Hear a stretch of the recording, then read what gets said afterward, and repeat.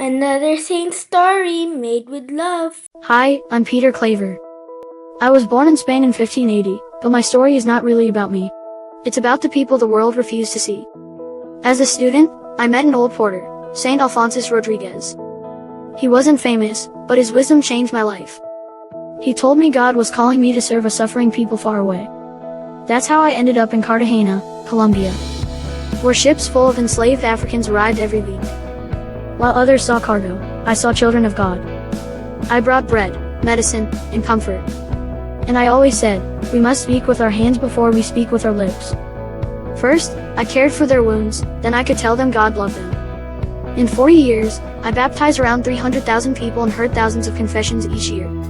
But my mission wasn't only numbers, it was about showing the forgotten that they were not invisible. In my last years, I was sick and neglected, almost forgotten myself. Yet I offered that pain to God.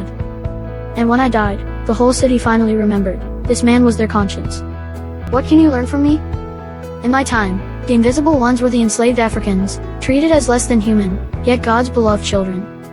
In your time, the invisible ones are close by, the helper or guard no one thinks, the elder who feels left out, the coworker who works quietly, the classmate who sits alone, the migrant far from home, the friend online who hides sadness behind silence. Just as I cared for the forgotten with bread and medicine, you can care in small ways too, with a smile, a kind word, a meal, a visit, or a message that says, you matter. Love begins with hands of compassion, and only then with lips of faith. My life shows that holiness is not only in great deeds, but in small acts that restore dignity to the forgotten ones around you today.